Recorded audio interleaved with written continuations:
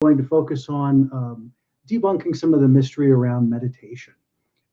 This should be a really great show, a lot of good information, kind of dispelling a lot of the myths about how, why, what, making it accessible, making it understandable so that all of us out there can really engage in the process of quieting our mind and getting into that shifted state so that we can shift out of this fear state. So join me on the other side of this short break here, and we're going to begin the show. But before we do, I'm going to start here talking about, as you can see, we're going to talk about my book for just a second. Fear is a Choice, Unraveling the Illusion of Our Separation from Love. This is truly a powerful, powerful book. When you change your relationship with fear, it radically can change your life.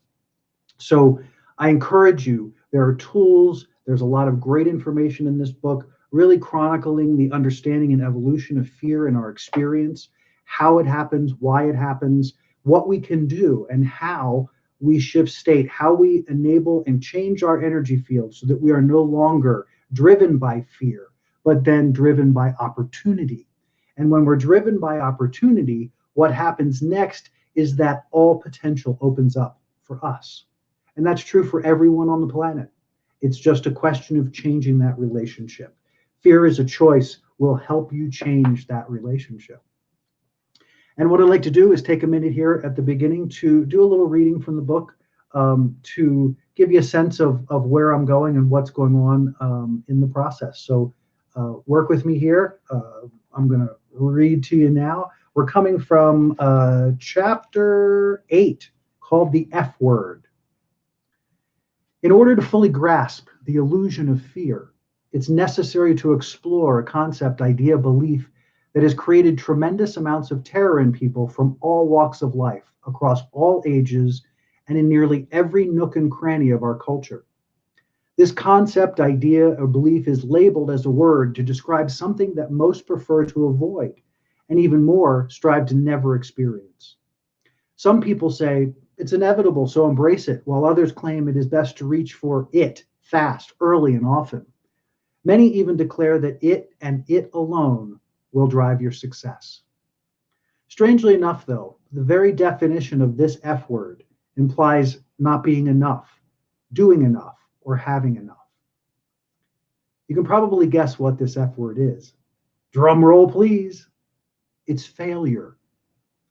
And it is intentionally in all caps, which you can't see in the writing, but because I want you to take a moment and experience what happens when you read the word failure.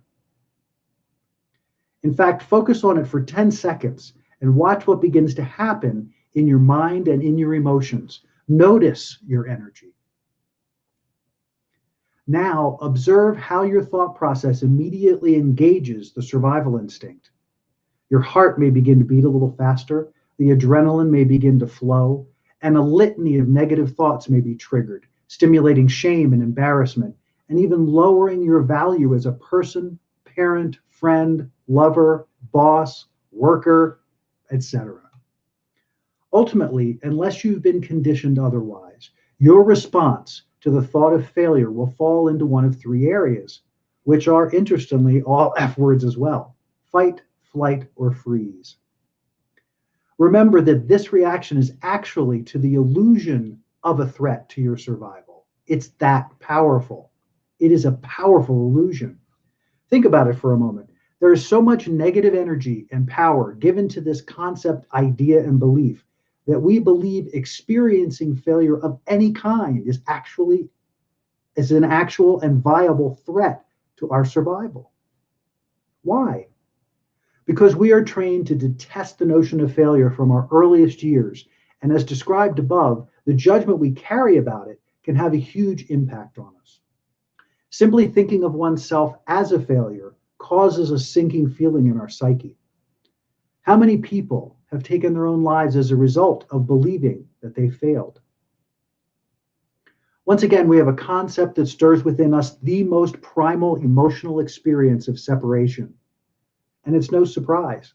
In many religions, this notion is at the core of their doctrine. The very existence of being human carries the weight of existing as a failed being seeking redemption, hoping for God's grace and favor, or desperate to be saved. If we do not accomplish this redemption or favor, we fail and consequently faced the most terrifying, unimaginable pain. How is that natural?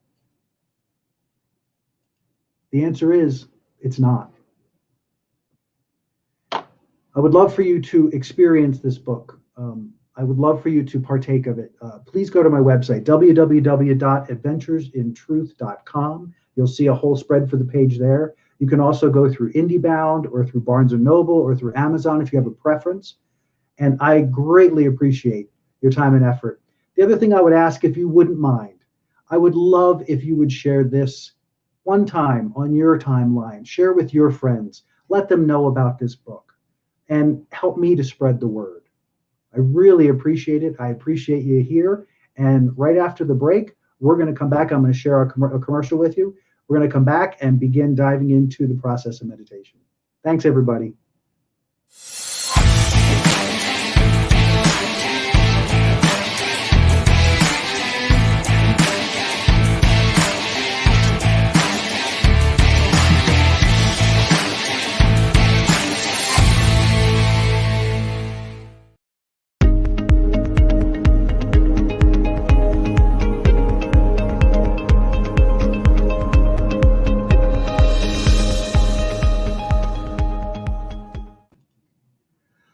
Hello, hello, hello, and we are back. Welcome to Busting the Meditation Myth. This is going to be a good conversation. It's going to be a fairly lighthearted conversation, but it's going to be a serious conversation because in my experience and over the course of my life experience, I found it to be a challenging process to get past all of the ideas and thoughts about what meditation is and how it works and thinking, never really thinking myself enough to be a meditator. That you had to be a particular type of person, or you had to have a particular inclination, or you had to have a particular spirituality or a depth to your experience that would enable meditation to be effective for you. And what I'm here to tell you today is that's just bunk. Bottom line, it's just bunk. Meditation is accessible and is available always for everyone. And the cool thing about it is that meditation ultimately is a very personal experience. So how it unfolds in your experience is relevant, important, and necessary to understand so that as you create the foundation of your daily practice, you're using the tools that enhance your energy. Because sometimes the tools that might enhance someone else's energy may have no impact on yours. And remember, we're all coming from such different backgrounds with different experiences and different belief systems and all of that we have to approach this from. You can look at specific things in a large arc, but then when you take it into your experience, as you take it into your meditation, it becomes more personal, because now you're into your own personal space in a very particular way. So we're going to start this process with a conversation about the definition of meditation, and then we're going to look at what you need to know to lay the foundation for this. But before we do that, like we do with every show, I want to take a moment to focus. And I want to take a moment before I focus to come over here and see if I can mellow out this. Trying to understand why my green screen is twinkling so, but it is there. Maybe that helps some. Cool. All right, so taking a moment to focus. For those of you who have listened before, who have listened to the show before, you know that I'm in development of a wonderful new wellness paradigm. It's called the Pyramid of Wellness. And at the base of the Pyramid of Wellness is what I believe to be the foundation of our experience. That is the thing that animates us, the thing that brings life and energy to us, and that is the breath. Without breath, we aren't. And in this new Pyramid of Wellness paradigm, my thought process has been about layering this pyramid with the things that we do the most, and then building it from there. So breath is first, mind is second. When you have management of the mind, when you have management of the breath, then you actually are beginning to enroll the mind into the process of inspiration, into the process of being aligned with that larger, higher part of yourself. So we're using this time to focus the breath, to bring our awareness to it, and to shift states so that we can all be fully focused and present in this moment. And then hopefully you take that to the next moment, and to your next moment, and to your next moment. So what we're going to do is we're going to begin with focus, and then we're going to go into breath. In the breathing, we're going to go for an inhale of 4, filling all the way up. And then as you reach the top, I'm going to ask you to relax for just a moment in that full space, and then release from the mouth, driving out all of that air, all of that energy to a count of 6. So 4 up, hold for 1 or 2, then we're going to come down for 6. And the reason we're doing that is because that count will help to purge the deepest part of the lungs, will help to purge the air, the old stale air and energy out of the system, and getting you prepared as you reach the bottom, as you reach empty, to again relax and rest for just a second there. Let yourself feel that emptiness, and then engage the breath and fill up again. The power in this process is multi-level, because as you, especially if you focus on those tops and the bottoms, when you get to the bottom of the breath and it's gone, there's a part of you that wants to panic. And what I can tell you is that if you can relax into that emptiness, you will be surprised at recognizing you managed that process. Because when you re-engage the breath then in a conscious way, you're pulling all of this fresh energy in. So let yourself begin to be aware of these things. And what I want to ask you to do now is go ahead and, if you can, close your eyes, or just let your gaze unfocus. And I want you to bring your awareness, all of your awareness right now, into your body. Just bring it into your body, anywhere you want. Just bring you and your awareness completely inside your body. And allow yourself now to scan. Just observe, scanning, feeling your way through your own body. How does your body feel? Are you laying down? Are you sitting? Are you walking? Be aware of what you're doing, but more importantly, be aware of the impact that's having inside you. What does it feel like?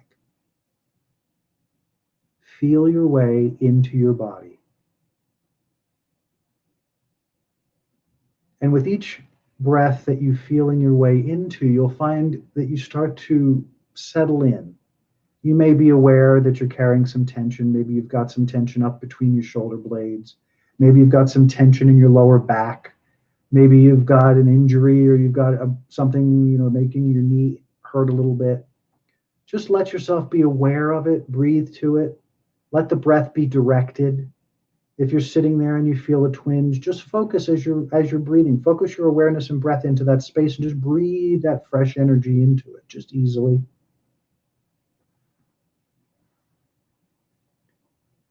Good. And now bring your awareness completely to your breath.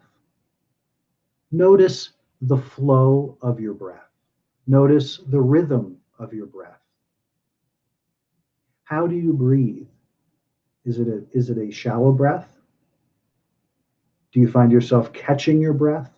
Do you feel like you breathe in 360 degrees, or do you feel like you just breathe up the front or breathe up the back? What does it feel like? What does your breath feel like? And now that we're fully immersed into this internal world, we're now going to focus on your breath. So again, bringing all that awareness right into the center of the chest, right into the heart space. Just bring your focus here as you bring your breath. We're going to inhale to a count of 4. Inhaling, 2, 3, 4. And remember, at the top, we're going to hold and relax.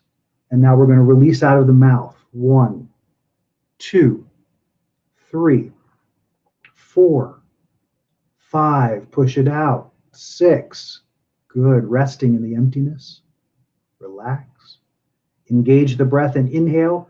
1, 2, 3, 4. Feeling full and resting. And purging, letting that air release out of the mouth. 2, 3, 4, 5, 6. Pushing it all the way out. Being in that emptiness. Feel that. And now choose to engage the breath as you inhale, lifting and filling all the way 360 degrees. Feel that air full all the way up to 4. And you're holding, resting, and then releasing. Release all that old energy and air. Let it go. 3, 4, 5, 6. And this will be the last time together. Focusing, opening, inhaling, taking all that air. 2, 3, 4. Fill that richness. Relax at the top.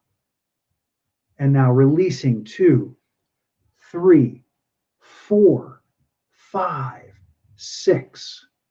And release at the bottom. Feel it in the void. Feel the emptiness. And then let your breath continue. Continue that rhythm as best you can, continuing to fill, taking it to the top as you rest, filling and releasing, letting it come down. And as you continue in that breathing pattern, focusing in that rhythm, I want you to take in these words, just to feel them, just let them roam around in your consciousness, see how they feel. What is the experience in combination with the breath? Continuing the rhythm of the breath as you do.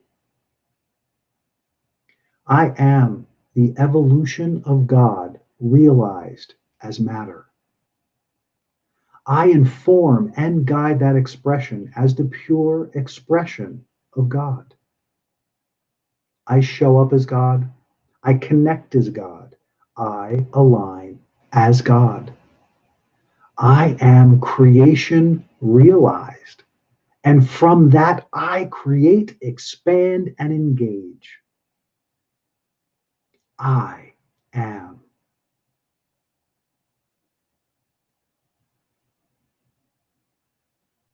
And continue to breathe through that, feeling it deeply and powerfully.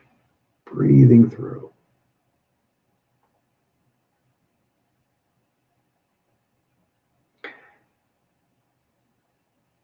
And ever so gently, just allow your awareness now to re-engage, expanding to include what's outside as well as what's inside. Bring yourself present to this moment as we talk about and dive into this process of meditation.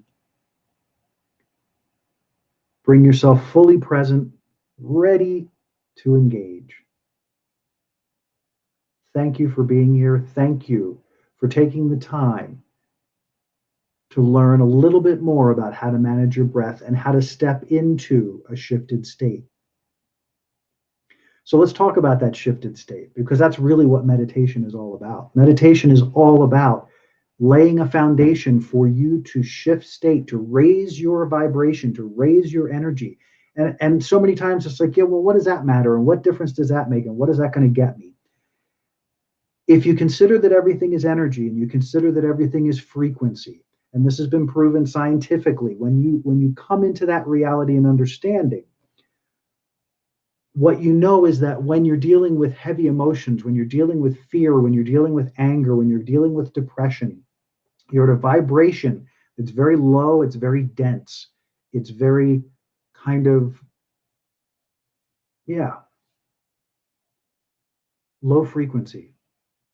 So when we go into meditation, the whole point is to spin the vibration so that you go from those lower states, those lower energies, to a higher frequency, which makes you accessible to joy, makes you accessible to opportunity, makes you accessible to potential. Do you understand what I'm saying here? When you focus on meditation, when you focus in changing your vibration, you are taking a giant step forward in understanding you and who you truly are, and taking a step away from the things that hold you back from who you truly are. So let's start where we always start with these processes, and that is definition. I always love to have a definition. So I looked up meditation, and it says a practice where an individual uses a technique to train attention and awareness and achieve a mentally clear and emotionally calm and stable state. To me, the most important word in that sentence is state. What you are attempting to do with the use of meditation, what you are doing as you do meditation, is that you are consciously shifting state. This is critical, especially with everything that we're experiencing right now, with all the crazy lunacy going on in the world right now. There are so many ways that you can be pulled, so many directions you can be pulled into, so many different ways that you can be afraid, so many different ways that you could be depressed, so many different ways you could be disenchanted, so many different ways that you could feel all kinds of negative emotion. And what I'm encouraging you to do here in this understanding of this definition is that you build this practice slowly and easily. You're not, it's like anything. You're not going to become a doctor in a day. How many years of schooling do you have to get through to become a doctor? Well, consider you're changing your vibration. You're changing the core of stuff that you've lumped into your experience for as many years as you've been alive. So for however long you were unconscious, however long you've been potentially unconscious, that all of that time you were still being entrained and inundated and filled with all kinds of nonsense that doesn't serve you. And what meditation is going to do for you is it's going to help clear that stuff. It's going to help open this gateway to a higher vibrational frequency. That means you don't have to play in the mud anymore unless you choose to. So instead of being playing in the mud because you feel like you were thrown there, if you choose to go there, it's a conscious decision. And what's true is that once you shift that state and you begin to interact in that state of love much more greatly in meditation, you lose interest in the mud in that fashion. It becomes an object in the field of your awareness, something that you can look at and go, wow, I've invested a lot of energy in that mud. Is there anything that I can utilize or change or transform in that process that will help even enhance my experience more? And in most cases, the answer is no. Most cases, it's let that be. Let it transcend. Let it be transcendent to your experience. It's what's bringing you to now. And you can thank it and you can love it and you can send it on its way so that you can blast off through this process of learning how to get in touch with this. So now that we have a good definition, let's look at some of the foundational aspects in my experience of what it is to meditate, what it is to be a meditator, what it is to dive into meditation. So, as we said in the definition, it's simply a practice where an individual uses a technique to train attention and awareness, and then to achieve mental clarity and emotional calm and stable. So, training attention and awareness. Do you understand that is so wonderfully simple? It's just wonderfully simple. It isn't a complicated process that requires you to have some special skill. It doesn't require anything other than awareness. And as long as you are willing to find awareness, you will create a wonderful meditative experience. And so these foundational elements, the first one being you have to be willing to see your own mind. Why is that important? Well, because it's yours, first off. But beyond that, I went through a little challenge with this when I was putting these up because I wanted to say you have to be willing to see the mind. But I was afraid that if I went there, it would skip a step because we want you to get to the mind because it is the mind, meaning it is a receiver. It's a receiver. All kinds of thoughts are going through and by around all the time. Most of them are not yours. Most of them are just part of the thoughts the energy that's just moving all the time, all the way around us. So being willing to see your mind is about being willing to go, as we did at the beginning of the meditation, it's being willing to go inside self and then just observe what's going on in there. What is the noise that I pay attention to so much? And being willing, the word there, willing, just willing to see your own mind, see it happen, see it work, see it do its thing. It is the first step to objectifying it, because once you really sit in a space of quiet and you observe it, you're going to scratch your head going, why have I ever listened to this? because while it speaks in a voice that sounds familiar, it's speaking just nonsense, and it's speaking about things that it doesn't know about. It only has reference points out of your subconscious. So all it's feeding you is all of you. It's feeding you your own nonsense. It's feeding you your own fuel. It's feeding you your own belief systems. It's feeding you the stuff that you have stored there.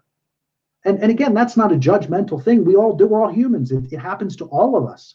All of us go through a process of living this world and being inundated with stuff. And then we come to places like this 2020 insanity where it's coming at us from so many different directions, that the most important thing you can do is recognize it's not you. It's a function of the mind, right? So you have to be willing to see your own mind. That's the first part. So again, you don't have to, and bear in mind, you're not gonna come into this place of this mind and go, oh, I'm such a horrible, ugly, awful person. How could I ever? It doesn't work that way.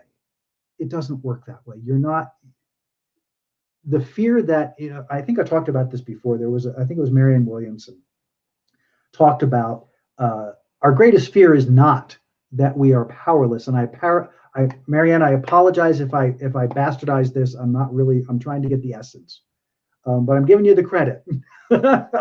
So, but the idea being that we are not afraid of not being enough. We're afraid we're too powerful. We're afraid of the power that exists within us and through us, because we do experience it, even if we won't acknowledge it. It happens all the time where we get encounters with our true self. And I believe that there is that aspect. I worked with people for years and worked with clients for years. That was the biggest hurdle, was getting past the belief that it was about being a bad, ugly person, and really that the fear is that I'm that powerful, that I am that incredible, and that I've not given myself permission to be that. That sets up a weird dynamic. But again, that's all judgment and unnecessary. So let's take it to the next step. So have to be willing to see your own mind in action. Again, you can't fix it, you can't change it, you can't adjust it, you can't transform it if you don't have reality about it. So anywhere that you attempt to avoid, or anywhere that you attempt to escape, or anywhere you attempt to not attend to, you are putting resistance in your own process. And you are not increasing your vibration. You are putting resistance in your process. So, all right, moving on to the next one. So we're willing to see our own mind. The next one, you have to be willing to sit with your own mind. Oh, that's an interesting one. I can tell you firsthand experience. When I first started to attempt to meditate, my mind was so loud and so crazy and so stupid all the time, that attempting to sit just in and of itself was a tremendous feat for me. And I can guarantee you, for many, that will be the case. When you go to get into that quiet space and you go to sit with yourself, those first weeks are challenging. Don't kid yourself. You're learning something new. You're training new muscles. You're training new thought processes. You're training new awareness. You're training your focus. You're focusing your breath. All of that is intense, and it's no less impactful and no less significant, or I'm losing a word here, but no less significant than becoming a doctor. It requires that kind of focus. So just like if you were going to go to college for the first time, then you got to figure out your courses, and you got to figure out your teachers, and you got to figure out what the hell they're talking about in these textbooks, and I got to memorize 400,000 parts of the body. It's all the same in that regard, right? Be willing to sit with your own mind. So in the beginning, it's going to be noisy. You may get lucky. You may start to sit and want to focus, and you have a natural knack to find your quiet zone.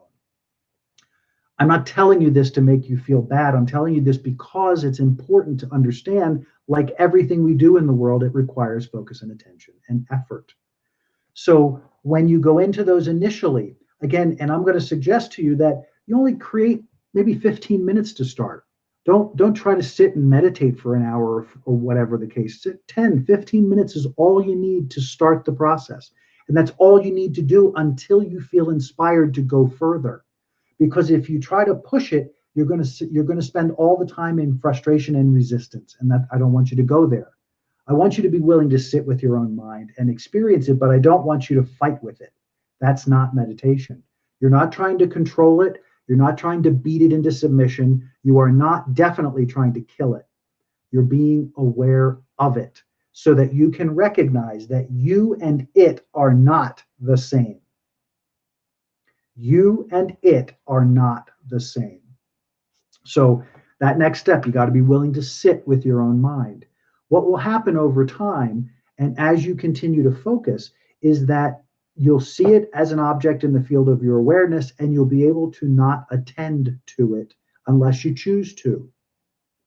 And you can even sit in a wonderfully quiet and peaceful place, and you can have the mind over here yabbering away, and you can still be completely aligned in a quiet place, recognizing that is not this.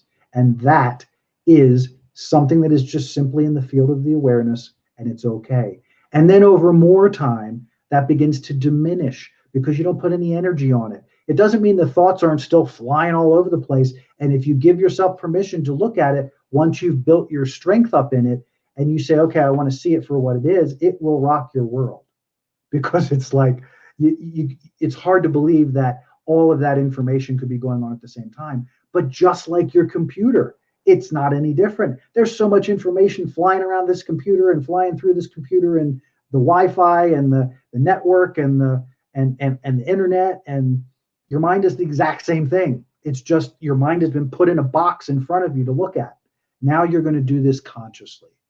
Now you're going to do it consciously, because in doing so, as you build that muscle and that strength and that alignment with your highest part of who you are, recognizing the God that's in you and recognizing that you are not that, you create an expansion and a growth within you that will take you years to integrate, and not slowly.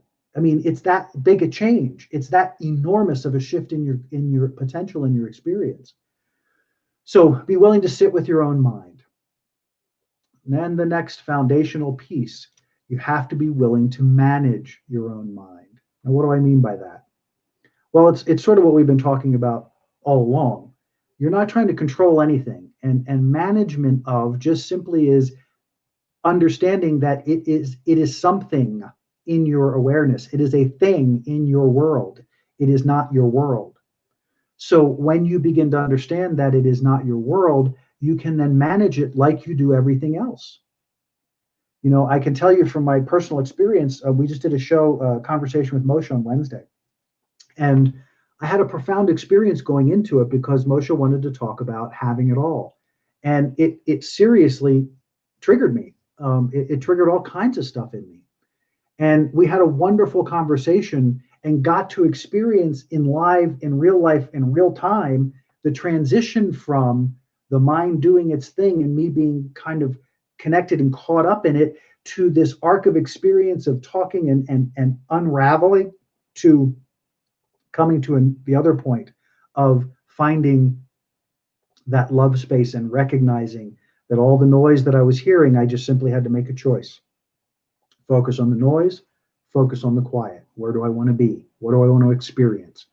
So it isn't that you're actually manipulating the mind. It's that you are manipulating your focus so that it is not attentive to the noise. And in doing so, you begin to manage, because when you stop paying attention to the noise and your vibration begins to move up and your energy begins to rise as that cork begins to probe to the surface, you now are able to see the mind objectively. And that's when you begin to understand how the mind is managed. Because when your soul is running the show, when the biggest part of you is running this show, then the mind becomes a supportive element of that experience. Excuse me. You all follow me with this? I hope. Got me talking a lot, right? All right. So you got to be willing to manage your own mind. And now we're going to move into the last piece. Or is there two more? Nope, I have two more. You have to be willing to be easy with yourself. This is foundational to me. And it took a long time to get it, and I still struggle with it. The when you have, when you come from my background, and I was just a ridiculously arrogant young person. I thought I was all that in a bag of chips plus the dip, and I was going to let you know that that was the case. And so that sets up that whole arrogant game is a whole setup for how judgmental I was feeling and how judgmental I was about me and everything else. So it took me a long time to understand the importance of ease with myself, because I thought for a long time I had to whip myself into shape because obviously I had failed or obviously I had not done right so far. So I had to whip myself into shape, and the way that you do that is you crack the whip and and you make it happen. And again, the amazing lesson in that is seeing all of the resistance that serves nothing. It accomplishes nothing. So being easy with yourself is a way of coming to unconditionalness, which is a huge part of this expansion of energy. This is a huge part of when I shift state, when I'm fully aligned with all that I am, I can be easy with myself. Because being easy with myself is recognizing that I'm doing the best I can from where I am with what I have right now. The challenge with being an adult, the challenge with being a human with rational thought, is that we start to think that we have to look back all the time to understand things, and that's not the case.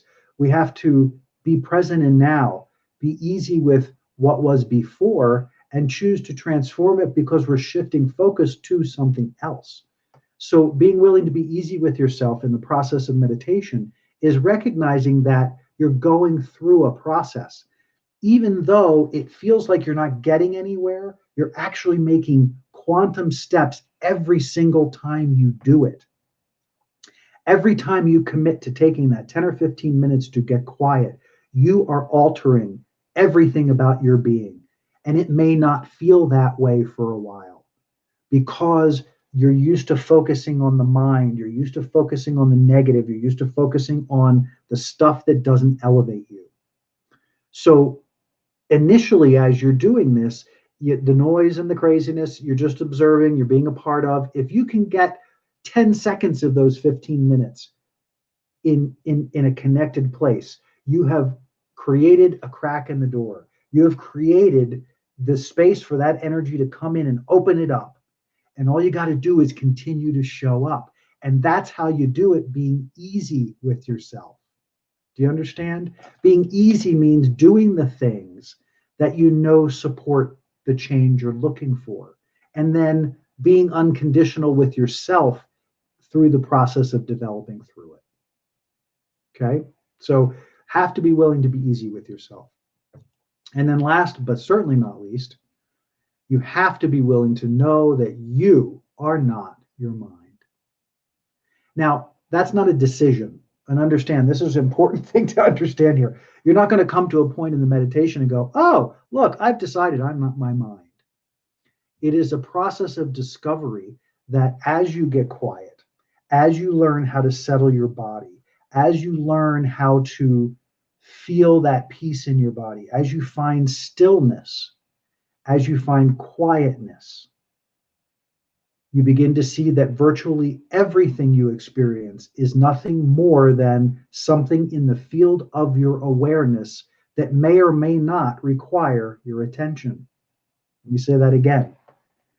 You begin to know and begin to know in a visceral way that you are not all of this outside of you. It is simply a reflection. And you, in your meditative state, in that state of connection, recognize that everything you experience outside is just stuff in the field of your awareness that may or may not require your attention. So you just have to want to know that you are not your mind. And notice in all of these, as we look back, you have to be willing.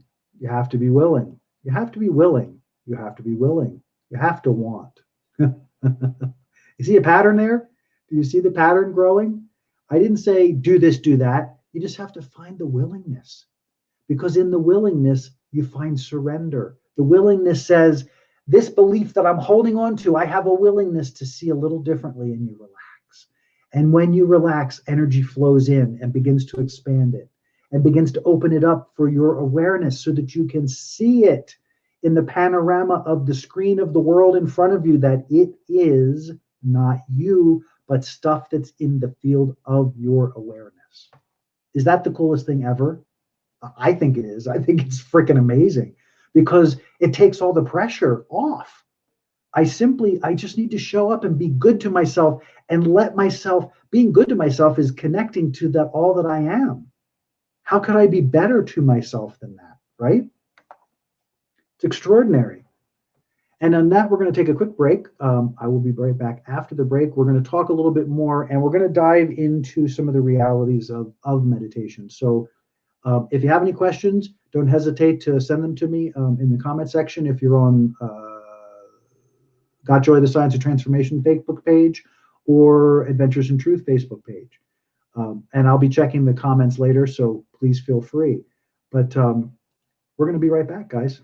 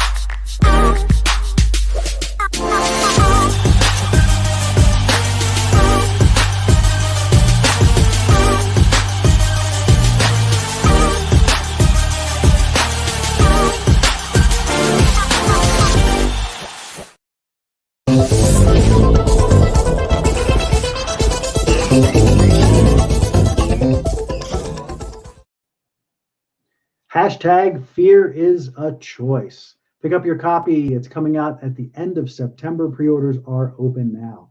All right, welcome back, guys. Welcome back to this wonderful conversation about meditation and kind of debunking the myths of meditation. So I hope that in going through that first section, what you walk away from is that this is accessible to you. This is a process that just requires a very short period of time in your day.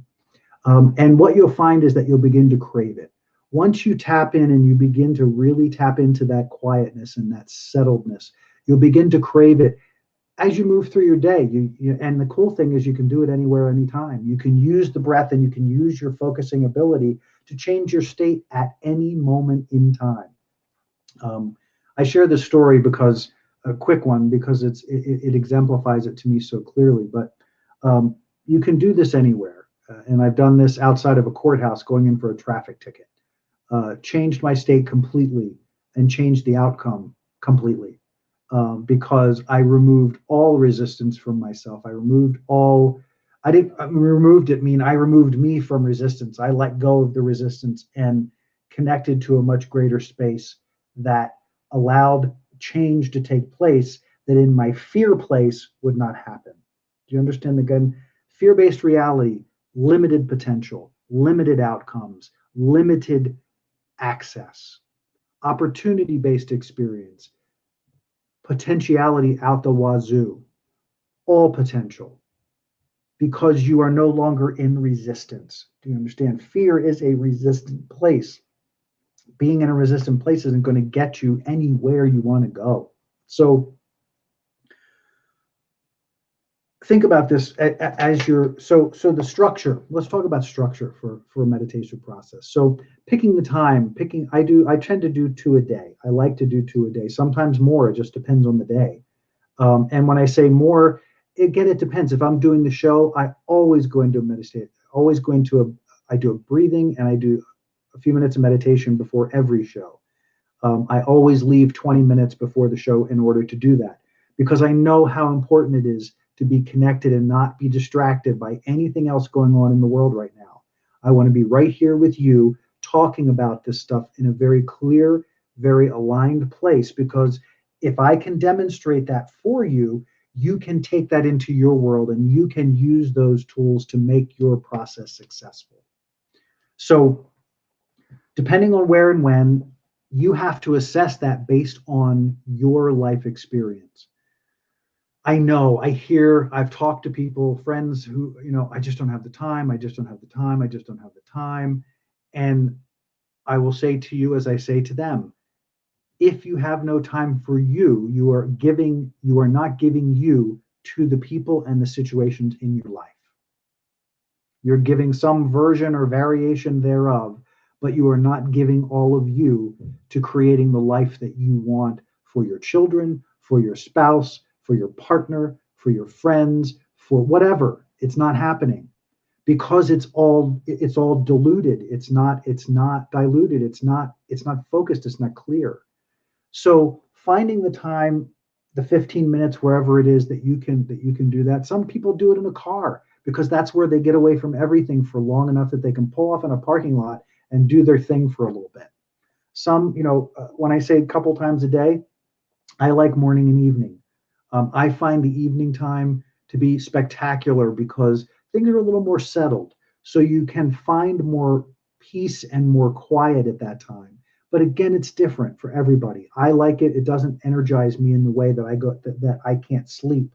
It does energize me, but it takes all the tension out of my day. So when I go to sleep, I'm rested. I'm ready for that. So it prepares me for that wonderful time that I'm going to spend integrating and rejuvenating in my sleep process, rather than spending the time fighting with myself, processing crap that happened throughout the day, letting my mind run the show about everything it wants to tell me about, everything it wants me to know, because I was so preoccupied in my day and all my stuff that I didn't give myself permission or time to be with what was going on in my world.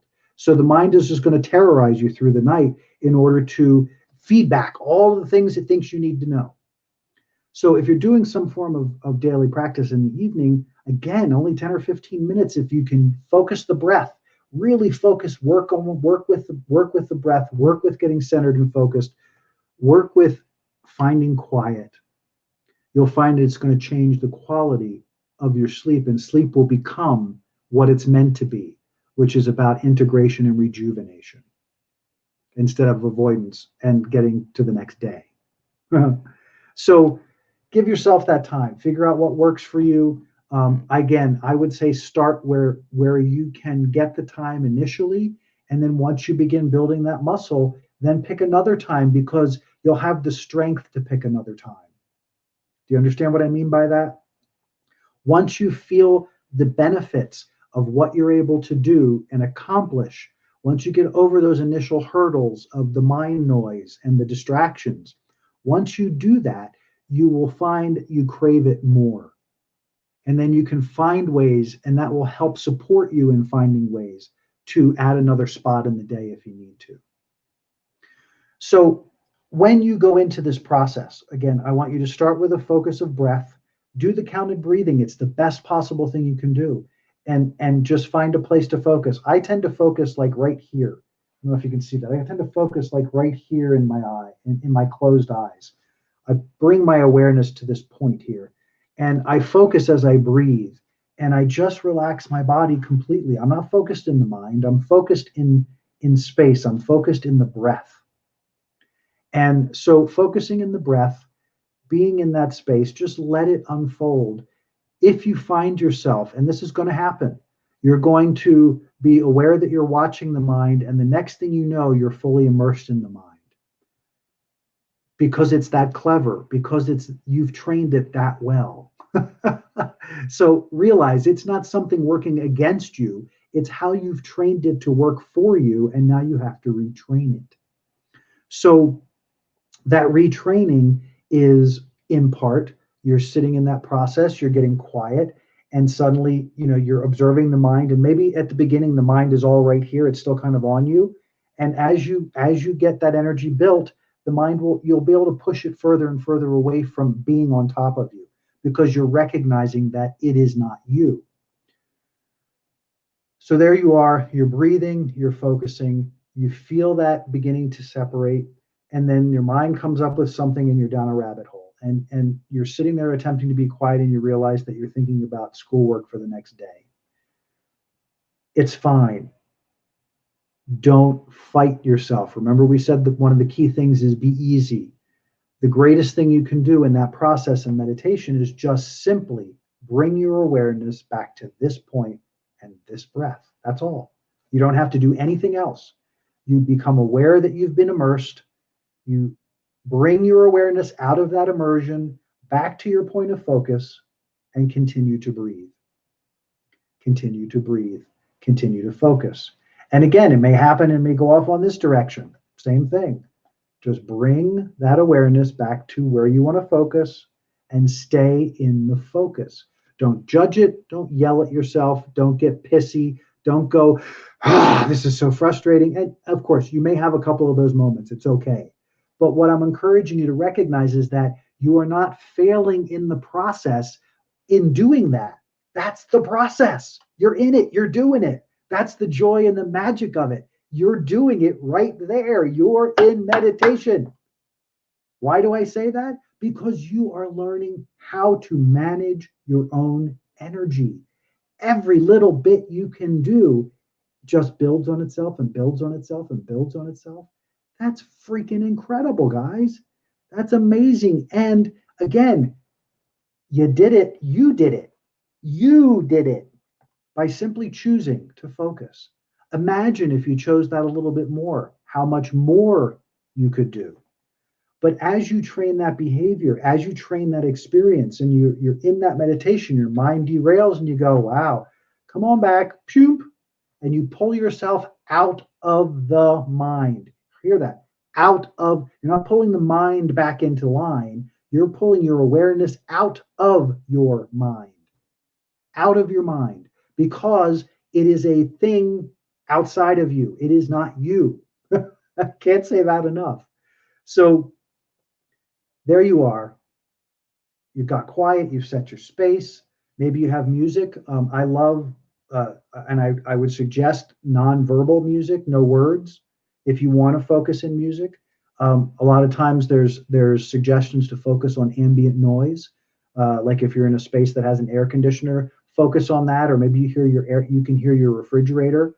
That works as well if you can maintain that focus. I like to have a little bit of music and megahertz that just give me a space to play in.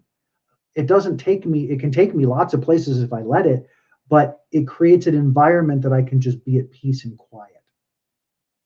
And there are times that I don't even know the music is on, because I'm so in my quiet space and in my zone that it too is simply another thing in the field of my awareness.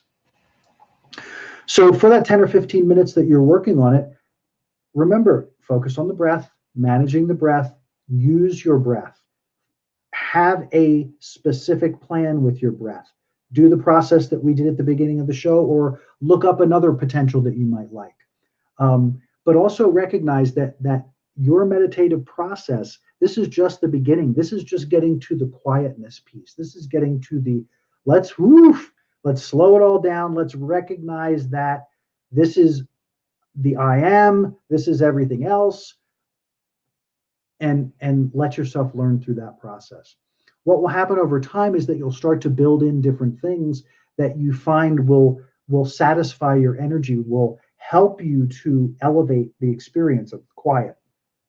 And you may find, like I have, and this has taken a long time for me, but I found that I can incorporate different meditative techniques into my experience, so that not only am I in touch with my energy, but now I'm actively choosing to consciously use my energy to interact with the energies of the planet and the world at large.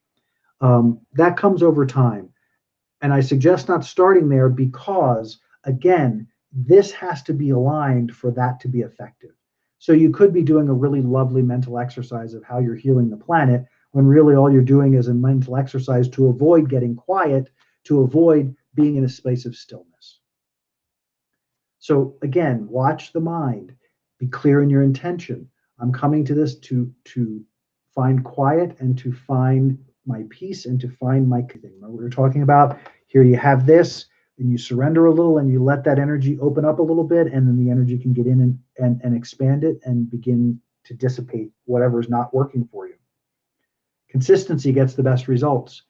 Do it every single day.